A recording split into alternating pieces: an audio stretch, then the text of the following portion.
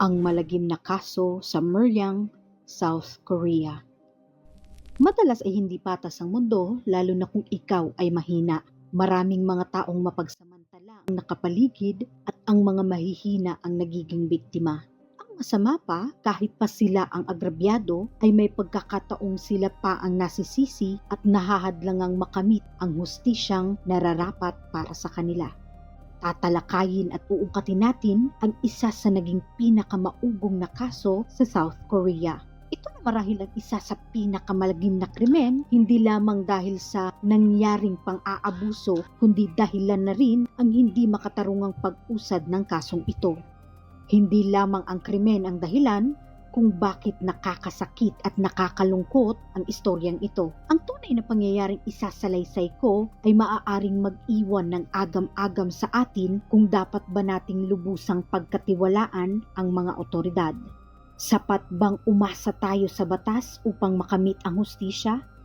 Ginawad ng Korte Suprema ng South Korea ang 70 million won sa 2 dalagita. Parehong biktima ng isang karumal-dumal na krimen na gumulantang sa buong bansa. Ang kapabayaan ng pulis ay lalo pang nagpasidhi sa emosyon ng mga mamamayan at inakusahan silang hindi ibinigay ang tamang trato sa mga biktima.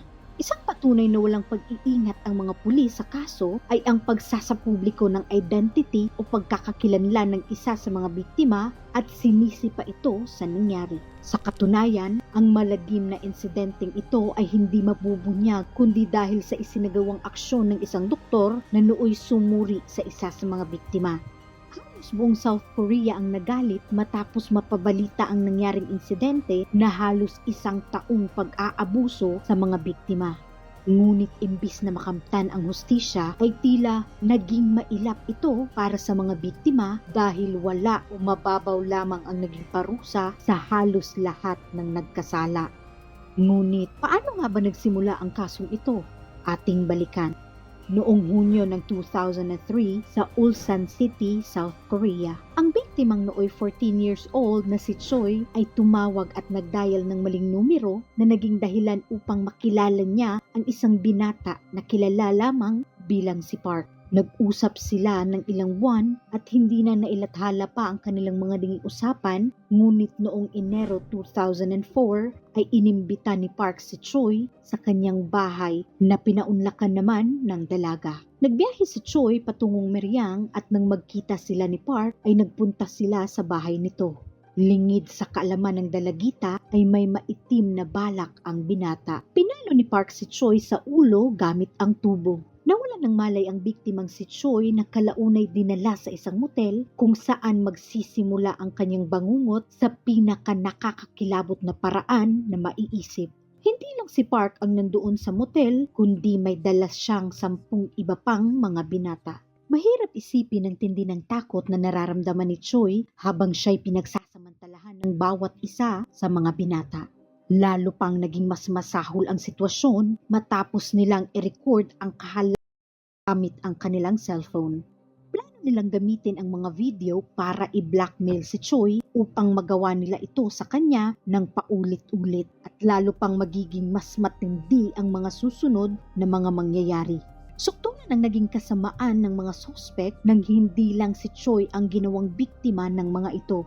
Ang grupo ng mga kalalakihan ay napapabalitang nasangkot na sa mga isyu ng kahihiyan at pang-aabuso sa nakaraan. Sila ay notorious sa mga kalye ng South Korea at iniiwasan ng mga taong ayaw masangkot sa trouble o sa gulo. Sa panahon ng insidenteng ito, malaking problema sa South Korea ang mga gang o grupo ng mga kabataan na nagwawala sa lungsod. Nagdudulot ng kaguluhan, nagnanakaw at nang-aatake sa mga mamamayan nang walang pag-aalinlangan at pagsisisi. Ang mga pag-atake ay naging mas brutal at nagsimulang kumuha ng atensyon ng media. Ayon sa isang eksperto, tinatayang nasa 5% ng mga mag-aaral ang konektado sa gang. Ang porsyentong ito ay kumakatawan sa 400,000 na mga kabataan sa panahong iyon, bagamat hindi ito accurate ay nakaalarmang isiping napakataas ng bilang ng mga estudyanteng involved sa hindi kaaya-aya at marahas na gawain tulad ng pangingikil o extortion, pagnanakaw, marami pang iba. Mula noong 2001 hanggang 2003, na triple ang bilang ng kaso ng panggata na isinasagawa ng mga high school na lalaki. Bukod dito, ang kadalas ay inuutusan ng mga ito ang mga nakababatang estudyante ng may pananakot at pagbabanta para kumuha ang mga ito ng pera mula sa kanilang pamilya o sa iba pang mga estudyante bilang pantustos sa kanilang bisyo at lifestyle. Isang insidente ang napaulat kung saan isang dalagita ang dinala ng gang sa isang liblib na lugar kung saan siya ay pinaglaruan at binidyohan. Pinagbantaan din itong ililibing siya ng buhay na siya nitong pinaniwalaan. Ikinuwento ito ng dalaga ngunit nag-iwan ito ng psychological trauma sa kanya dahilan upang sumailalim siya sa gamutan. Ayon sa mga eksperto, ang mga isyong nagdudulot ng pagtaas ng ganitong problema ay mula sa marahas na video games hanggang sa kakulangan ng sapat na gabay mula sa mga magulang. Malakas ang loob ng mga miyembro ng gang sapagkat nagiging sandigan ng mga ito ang isa't isa sa oras ng trouble. At kahit mahuli sila, madalas ay magaan lamang ang parusa kung meron man. Dahil dito ay labis na nababahala ang gobyerno at pulisya ng South Korea kaya nag-alok sila ng amnestiya sa mga estudyanteng susuko sa kanilang mga kasalanan, nangakong magiging magaan ang parusa. Sa mga panahong ito ay pinagbantaan ng gang na ikakalat ang mga video na kinuhanan nila kung hindi susunod si Choi sa kanilang kagustuhan at nagsimula ang mahabang taon ng pagdurusa ni Choi na napipilitang gawin ang lahat ng gusto ng mga lalaking ito. Parang nakakulong si Choi sa isang hawla kung saan wala siyang matatakbuhan. Siya ay pinagsasaan ng mga sospek sa iba't ibang lugar sa South Korea maging sa mga pampublikong lugar. Ang paghihirap ni Choi ay tila naging kaaliwan sa mga lalaking halang ang kaluluwa at di nakakaramdam ng awa sa dalagita. Pinaniniwala ang mahigit 40 na lalaki ang nag-abuso kay Choi sa loob ng isang taon. At iniulat na may pagkakataon kung saan sabay-sabay siyang ginagamit ng 20 na lalaki. Nakakapanlumo ang sinapit na ito ng dalaga ngunit hindi pa doon nagtatapos ang lahat. Hindi naging sapat para sa mga lalaking ito ang paghihirap ni Choi bagkus inutusan pa niya itong magdala ng iba pang babae. Ang pinsang babae ni Choi na 16 na taong gulang ay nahatay rin at ang kapatid naman nitong 13 taong gulang ay sinaktan ng mga ito. Sa ibang mga ulat ay sinasabing ang ilan sa mga videos na ginawa ng mga sospek ay ipinakalat nila online upang mapanood ng buong mundo na dumagdag sa sakit ng kalooban na dinadala ng mga biktima. Nasaan ang mga magulang ni Choi sa mga panahong ito at paanong hindi nila nahalata ang pinagdaraanan ng kanilang anak? Paniguradong nagpakita ito ng pagbabago sa kanyang ugali. Pagiging mapag-isa na natural na maging reaksyon ng sinumang sapitin ang ganitong kapalaran. Sa kasamaang palad, ang nanay ni Choi ay lumayas at iniwan ang kanyang pamilya dahil sa pagiging alkoholik ng ama ni Choi. Ang tatay naman nito ay bukod sa walang pakialam sa kanya ay nagagawa pa itong bubugin at saktan ng anak na kahalintulad ng pinagdaraanan nito ngayon sa kamay ng gang kung kaya't walang matakbuhan ang pobreng biktima sa madilim na yugto ng kanyang buhay. Dahil sa sobrang bigat ng dinadala ay sinubukan ni Choi na kitlin ang sarili nitong buhay sa pamamagitan ng pag-overdose upang kasabay nito ay magwakas na rin ang impyernong pinagdaraanan.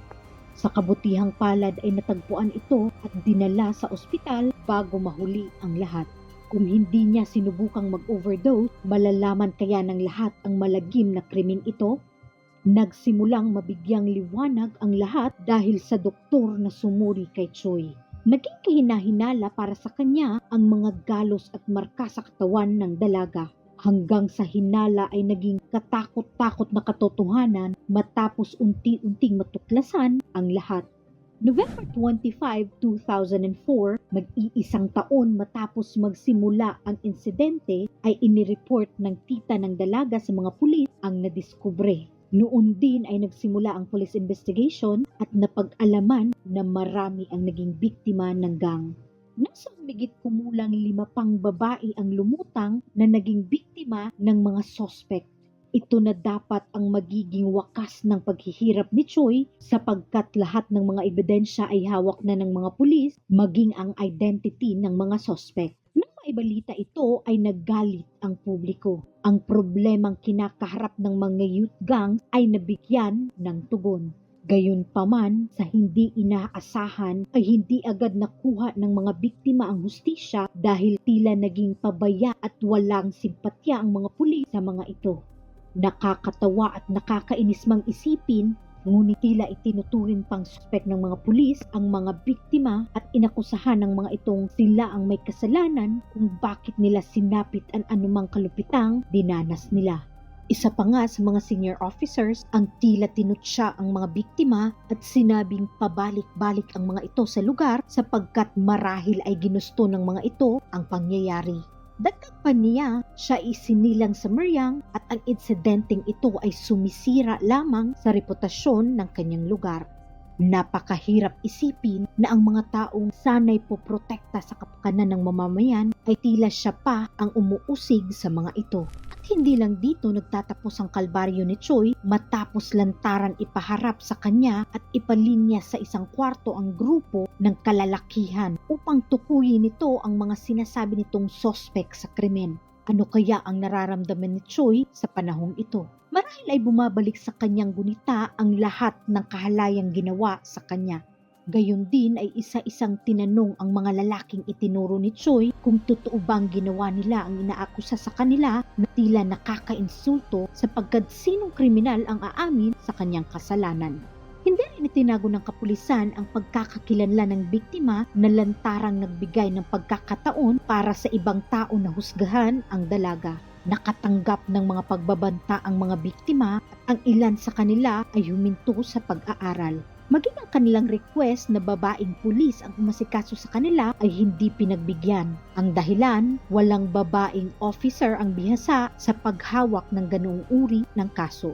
Nakakagulat at naging kahina-hinala ang naging kapabayaan ng mga otoridad na tila isa sa pinakamalalang obvious case mishandling sa buong mundo. Kabayang ito ay umabot pa sa pag-report ng mga pulis sa press release na sa rin ang kapatid ni Choi, gayong ito'y sintan lamang at hindi hinalay. Hindi nila inisip na maaring magpinta rin ito ng masamang imahe sa dalaga at magbigay ng trauma sa kanya. Lalo pang nagalit ang publiko nang malaman kung paanong itrato ng mga pulis ang mga biktima na nasa 150 katao ang dumalo sa isang protesta upang mabago umusad ng maayos ang kaso. Marahil nagbunga ang protestang ito matapos mabalitaan na nahuli ng mga pulis ang 40 kalalakihan sa isang internet cafe. Ngunit hanggang sa puntong ito, ang mga pulis ay patuloy na sinisisi ang mga biktima. Kapareho naman ng takbo ng utak ng mga pulis ang ama ni Choi na hinusgahan din ang anak. Gayunpaman, hindi man naging ganoon katapang si Choi at ang iba pang biktima ay nasa likod naman nila ang sambayanan na naging boses nila sa kasong kinakaharap. Sa simula ay 3 lamang ang naaresto noong December 8, 2004. Ngunit dahil sa pressure mula sa publiko ay nadagdagan ng 9 noong December 11. Ang 29 na naaresto ay hindi naman idinitina. Ayon sa ulat ng mga pulis, mula sa 41 na suspect ay 17 ang na-identify na may direktang partisipasyon sa panghahalay. Bukod dito, nasa 75 na tao pa ang patuloy na sinusubaybayan ng mga pulis na kasangkot. Kalaunay nagpahayag ng apology ang mga pulis sa mga biktima dahil sa pagtanggi ng mga ito sa request nilang babaeng officer ang umasikaso sa kanila. Ngunit sa puntong ito ay labis na rin ang naging galit ng publiko kung kaya't hindi na napigilan pa ng ilan na i-leak sa internet ang pagkakakilanlan ng ilang hinihinalang suspect. Ngunit ang malaking problema ay mali ang ibang impormasyon at nadamay ang ilang inosenteng kalalakihan dahil sa mga kumalat na akusasyon online. Dahil dito, ipinahayag ng mga pulis ang pagpapalit ng grupo ng mga kapulisan na mangangasiwa sa kaso at nangakong hindi mananagot sa batas ang mga nadamay ng mga kalalakihan na hindi naman sangkot sa krimen. Natamo ni Choi ang mga sugat at galos mula sa halos 1 taong naging karanasan nito, ngunit hindi lamang pisikal na marka ang sinapit niya matapos ang krimen. Nag-iwan pa ito ng mas malalim na sugat sa kanyang mental at psychological health na mas nangangailangan ng atensyon.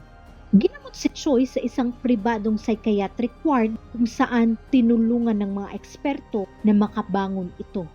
Inaakalang matatapos na ang lahat at makaka-recover ng tuluyan si Choi, ngunit tila mapagbiro ang tadhana ng isang gabi. Nagpunta ang kanyang ama sa kanyang kwarto at kasama nito ang mga magulang ng ilan sa mga sospek at ang dahilan ay pera.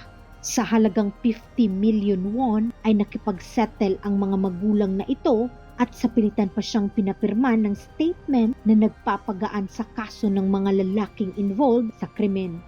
Ngunit ang settlement money, imbis na mapunta sa pagpapagaling ni Choi, ay napasa kamay lamang ng kanyang pamilya. Naging pursigido pa rin si Choi upang ipagpatuloy ang kanyang pag-aaral sa kabila ng malagim na insidente. Ngunit hindi naging ganoon kadali ang lahat.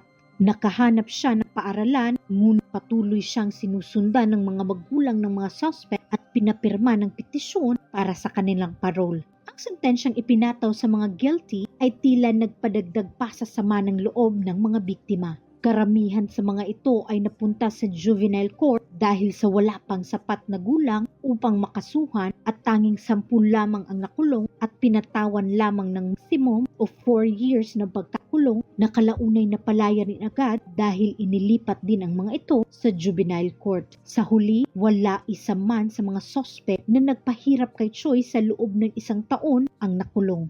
Dahil sa kasong ito ay naungkat ang maraming butas at kakulangan sa justice system ng South Korea at bunga nito nagkaroon ng iba't ibang reforma upang mas mapagtuunan ang mga kasong katulad ng kay Choi. Ang South Korea ay naitala ng World Economic Forum na kabilang sa may pinakamataas na injustice kaugnay ng gender equality. Ito ay nakakagulat at nakakalungkot dahil sa kabila ng pagiging napakaunlad ng bansa ay may kinakaharap itong ganitong issue.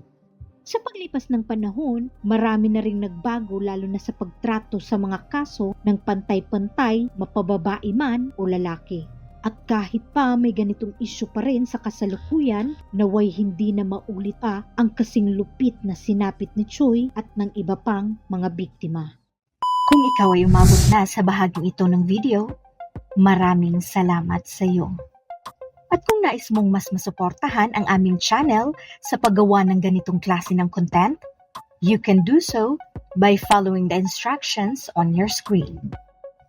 Para sa iba pang istorya, huwag mong kalilimutang mag-subscribe sa aming channel at kung may nais kang ma-feature na kwento na sa tingin mo ay angkop sa channel na ito, maaari mo itong isulat sa comment section.